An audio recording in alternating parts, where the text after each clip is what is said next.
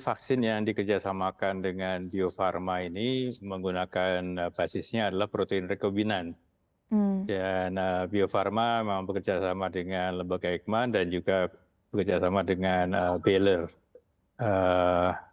College Medical College ya di US. Dan ini sudah dilakukan uji klinik walaupun masih fase kedua saat ini ya, tapi masih akan terus berlangsung.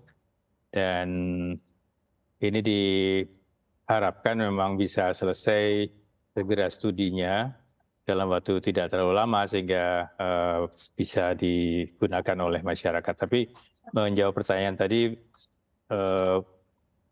basisnya adalah protein rekombinan. Ya. Jadi hanya menggunakan bagian kecil dari virus yang sudah diseleksi, kemudian diproses, dikembangkan, diklon, dan dimasukkan ke dalam vektor untuk bisa kemudian menghasilkan protein rekombinan yang menjadi vaksin tadi. Oke, baik. Prof. Amin, berarti kalau Indovac ini masih dalam tahap 2 ya, Prof. Amin ya? Sampai saat ini fase 2, mau masuk ke fase 3 ya. Oke, baik. Nah, saya ingin ke Prof. Nyoman. Prof. Nyoman, nah kalau misalkan Indovac ini sudah masuk ke tahap 3 nih, dan ini adalah kabar baik yang datang dari BPOM. Informasi terakhir, Prof. Nyoman, ini penggunaan izin darurat vaksinnya sudah sampai mana, Prof. Nyoman? Ya, baik. Terima kasih Mbak Safinas dan para pemirsa semuanya. Salam sehat selalu. Selamat pagi. Baik, jadi kalau kami betul sekali Mbak Safinas, kita sudah menyelesaikan uji klinis fase 3, artinya menyelesaikan untuk melakukan vaksinasi terhadap 4.005 ya relawan dalam uji klinis fase 3, fase 2 juga sudah selesai tentunya untuk 405 relawan dan 90 di fase 1. Nah, terkait dengan EUA atau untuk emergency authorization use-nya, nah ini kami masih menunggu dari BPOM. Tentu ini sekarang dalam proses review dari BPOM karena kami sudah menyelesaikan full report untuk fase 1 dan fase 2. Dan fase 3 ini untuk suntikan yang kedua. Jadi fase 3 sudah selesai tanggal 4 Agustus. Tentu setelah itu kan ada suntikan kedua dan 28 hari setelah suntikan pertama dan juga pemeriksaan visit sampai dengan 5 kali ya. Tentu dari hasil ini nanti BPOM bisa memberikan pertimbangan untuk terbitnya EUA, mudah-mudahan dalam waktu yang tidak terlalu lama. Terima kasih. Kami berharap September. Berharap, boleh ya? Boleh. Boleh ya Mbak Safinas? Boleh, Prof. Nyoman. Berarti ini targetnya September sudah selesai ataupun diberikan izinnya, atau September ini penyuntikan sudah bisa dilakukan ini? Jadi September kalau EUA keluar, insya Allah sudah boleh melakukan penyuntikan. Artinya bisa digunakan, diproduksi oleh PT Biotis untuk masyarakat. Sementara selain EUA, kami juga baru saja terbit PPUK untuk uji klinis booster.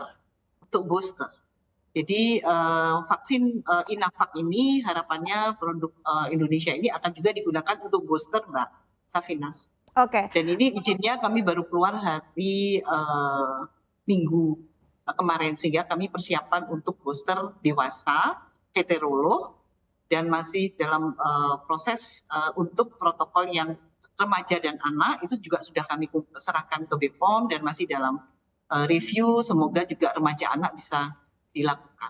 Saya ingin ke Prof. Amin. Prof. Amin, bagaimana tanggapan Bapak? Apa yang menyebab proses pembuatan ini cukup lama, Pak? Di saat tahap 1, tahap 2 masyarakat Indonesia hampir sudah seluruhnya divaksin. Baik, sejak awal memang kami sudah mengantisipasi hal ini karena terus terang ini adalah untuk yang pertama kalinya Indonesia membuat vaksin sendiri dari nol. Ya, jadi tidak seperti negara-negara maju lain yang sudah biasa membuat vaksin, tapi buat Indonesia ini betul-betul pertama kalinya dari nol. Dan ini adalah tekad kami semuanya untuk bisa membangun kapasitas kemampuan anak bangsa ini untuk membuat vaksin sendiri, baik dari antigennya, kemudian pengujiannya, dan semuanya dikerjakan oleh anak bangsa sendiri di laboratorium di Indonesia dan diuji di Indonesia sendiri. Karena utamanya memang untuk memenuhi kebutuhan vaksin, ya saat ini vaksin COVID ya. Karena tadi Prof. Nyoman sudah menyampaikan kebutuhan vaksin COVID saja sebetulnya masih belum memenuhi target 100%, masih dibutuhkan puluhan, mungkin ratusan juta dosis ya. Nah itu kita tidak boleh tergantung pada produk luar negeri. Nah dengan adanya dua produk ini yang sudah hampir jadi, ya tadi saya koreksi sedikit yang Indovac sebenarnya sudah masuk fase 3 juga gitu ya.